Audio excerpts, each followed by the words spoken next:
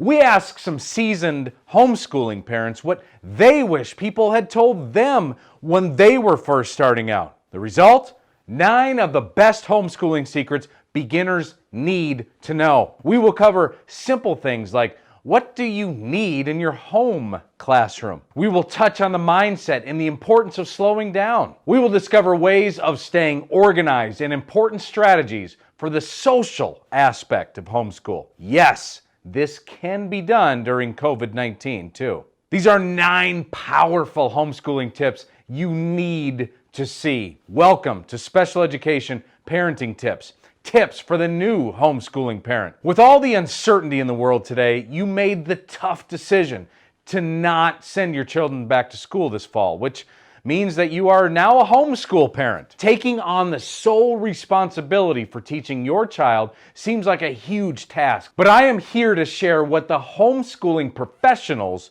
wished others had told them in the beginning to make it a ton easier. Now, before we dig into the homeschooling tips, I want you to know that you are not alone. There are hundreds of parents across the nation that have decided to make this change just as you have. Just take things one day and one step at a time. Homeschooling does not have much in common with traditional school, but it can take the very best elements of childhood, like learning for the fun of learning, the comfort of home, and spending time with your parents, and be a time of transformation for both you and your child. Let's look at some of those tips on homeschooling. Number 1, forget about trying to have the perfect classroom setup like your child would have at school. Now, to get started, simply make sure that your child has the needed materials to do their work. As time goes on, you will learn what is and what isn't needed to make your homeschool successful for your family. Number 2, while you don't need to be worried about making the perfect classroom, you should set aside a place in your home solely for your child to do their schoolwork. This is helpful for a couple reasons. First, it helps make sure that your child's schoolwork and supplies aren't spread out all over the kitchen table or your living room. Second, it will help you and your child stay organized. Lastly, it will help your child focus and get in the school mindset when they are sitting at that particular table or desk in a designated spot in the house. Stay organized. Set a designated time each day or each week to sit down with your child and go over their work that's completed and the work that's still due, so everyone is on the same page with schoolwork. Teach your child how to be organized, or get a planner so they can keep themselves organized. Keeping on top of everything that is required of your child will help ensure your time teaching each day is less stressful and confusing because you'll know what's going on. And number 4, your new role in your child's education is a facilitator, a teacher. But this does not mean you need to spend all day, 5 days a week, lecturing. Simply sitting down next to your child and going through the lessons together will help your child learn. On a side note, if you don't know the information or answers to your child's work, just look it up and you and your child can learn something new together. There's a reason that teachers specialize in certain subject areas. Number 5, connect with other homeschooling families. Here's a social piece. You will find that a lot of your socializing will involve other homeschooling families. You will be able to plan activities, field trips, co-op, teaching times. You can do this all together because you aren't restrained to a calendar. So what do you do during COVID-19 or times when you don't necessarily want to get together with somebody socially?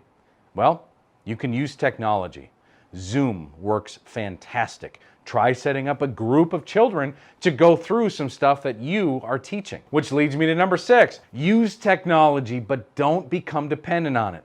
I know that it is a hard one in today's world and with school districts doing online learning, but get creative with your lessons. Your child is learning about measurements, let them bake something.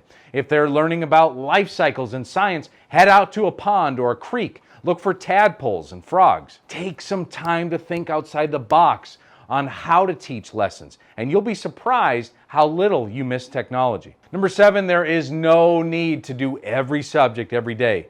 You have to find what works for your family, your child, your time, and your home.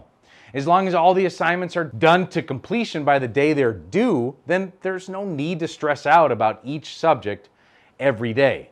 Pick a day of the week for each subject. Math on Monday, science on Tuesday, reading on Wednesday, or whatever works. Number 8, the world is your classroom use it. Find every resource available to help you reinforce what you're teaching your children. Plan family vacations to help reinforce what you're learning. And number 9, accept imperfections. Before you start the school year, jot down all the reasons why you want to homeschool your child or have them do online learning. There will be days that this will be harder than others, but go back to this list and remind yourself why you're doing this. Remember that regular teachers in a regular classroom have frustrating and tiresome days as well. The ultimate goal is to give your child the best education possible, and when you see their faces light up with the knowledge they are learning, it will make it all worth it. This next school year may not go as originally planned or envisioned, but be patient and stay the course. You will help ensure your child has a wonderful school year. In other words, you got this. If you need help at all whatsoever, we have plans specifically designed for homeschooling. We can be there every step of the way. We can help plan your week. We can do really anything that you feel you need done. The best part, we work specifically with children who have special needs. Check out the information in the description below. From all of us at specialedresource.com, thank you for watching this episode of Special Education Parenting Tips. We'll catch you in the next video. Thank you for watching this video until the end. Please take a moment, give us a thumbs up. Your support means the world to us. If there's a specific topic you're interested in, please leave a comment. Until then, enjoy these other videos designed to help parents navigate the crazy world of special education. Thank you.